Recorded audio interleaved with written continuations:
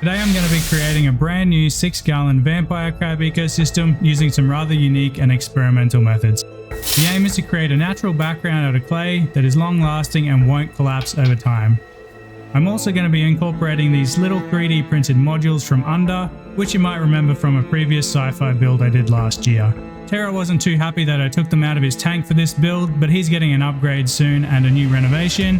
But before we start, make sure you're subscribed because the next video I post on this channel is going to be the huge vertical style ecosystem I've been teasing for the last few months. And it's going to be home to a really beautiful rare species of vampire crab.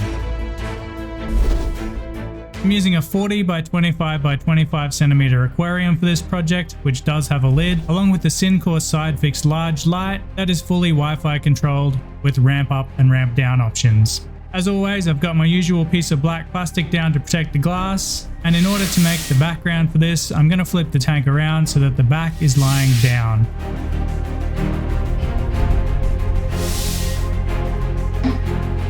And I'm sliding in my pre-made bamboo skewer framework. It's just bamboo skewers that I glued together using a tiny bit of wood glue, which is about 80% dry.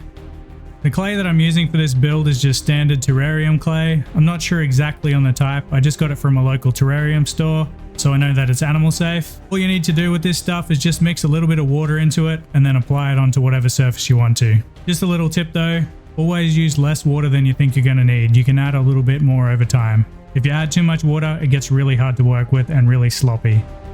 The purpose of this framework is to prevent the clay from sliding down the glass and cracking over time. It will also allow me to plant directly into it, which is one of the main objectives of this project. I'm also hoping to show people that there's another better alternative than using spray foam.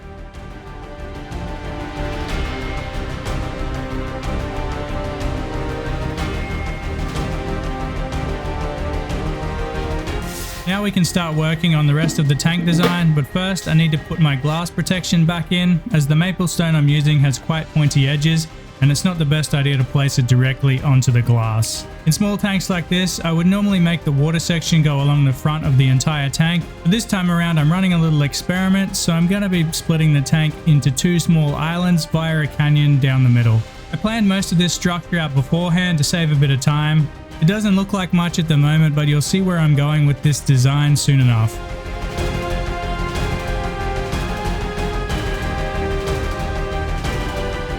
As always, after setting up the rock structure comes a substrate system, and as is tradition, I'm going to be using clay balls. I've tried plenty of other substrate media over the years, but you really can't beat this stuff. It's cheap, light, and easy to work with. Just remember when adding your substrate, plan for an air gap between the top of the water section and the bottom of the soil layer.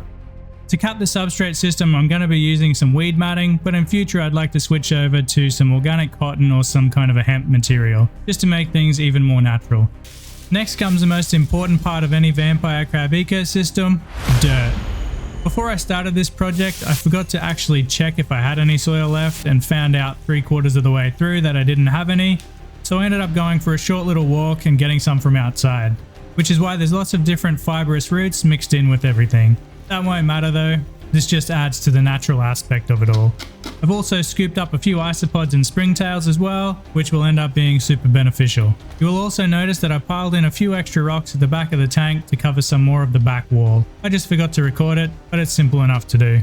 Between adding the extra rocks and filling this section with soil, you'll see now that there was no reason to cover the entire back wall with clay. With the entire framework completed, I've made a cool little structure using the under modules, and I'm going to press them into the clay background, but they'll also be supported a little bit by the rock structure underneath. Alternatively, I could have placed them in prior to adding the clay and then molded the clay around it, but this would have made building the rest of the tank a little bit more complicated because I would have had to work around it. And with the extra module that I have left, which I didn't use, I'm just going to place it on the soil here and see how the crabs will interact with it.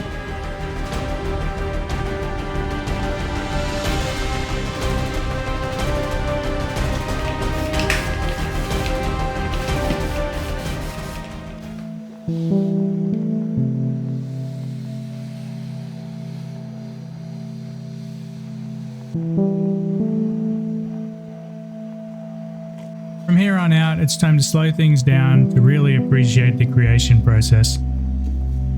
I'm adding some small pieces of acacia bark which I found whilst out collecting the dirt I used earlier. I'll be experimenting with a few different placement options until I'm happy with how things look. I never like to rush this part of the build, as it's really important to getting the desired end result.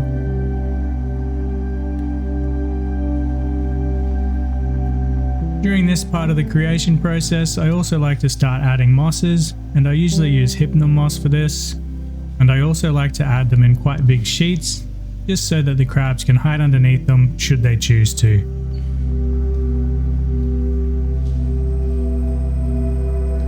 This design isn't going to be heavily planted, so having the option to hide underneath the moss is a really good way to make sure future inhabitants don't fight each other to death.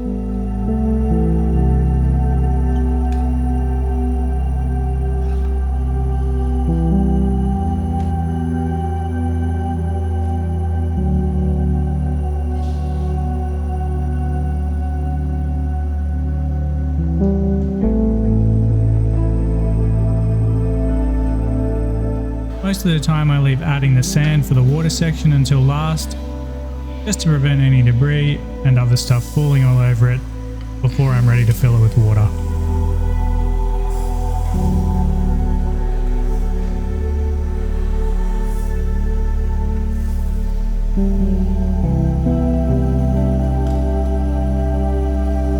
Using a leftover bamboo skewer, I push the sand into some of the smaller, hard to reach places.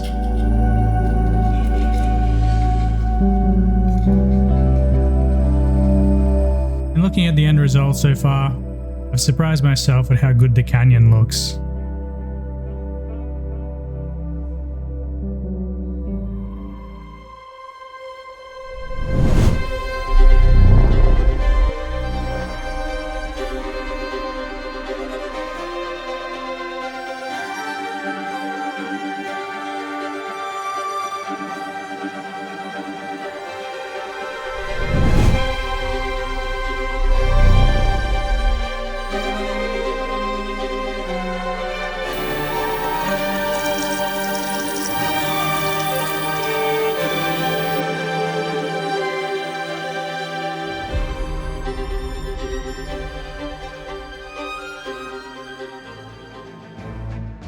As part of the experiment for this ecosystem, I'm adding 2 Geosesarma Halloween males to the tank, with the hope that they will both pick one side of the tank each to set up their own territories.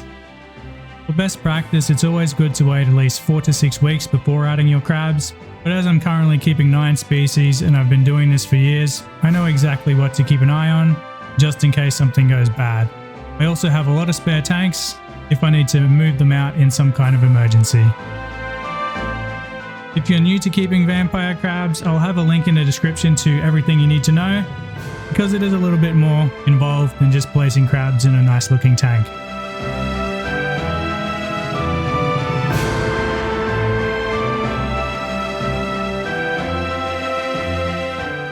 As well as a lid, which I mentioned earlier in this video, I also have a small heat mat on the back of the tank to make sure everything's going to be nice and warm throughout the winter. I also added a little bit of frog bit to the water section to help with nutrient extraction because there's no filter. Without a cleanup crew, your tank will fail, so don't try to set anything up unless you're prepared to add a proper cleanup crew. If you haven't already clicked the like button, commented or subscribed, make sure you have, because I'm going to be doing some updates on this tank to see how the Hydrocotyle Japan grows on the back wall in the clay and how these crabs go establishing their territories. I'm also curious to see if these guys will enjoy the under modules as much as my old mate Terra did. See you in the next one, guys. Thanks for watching.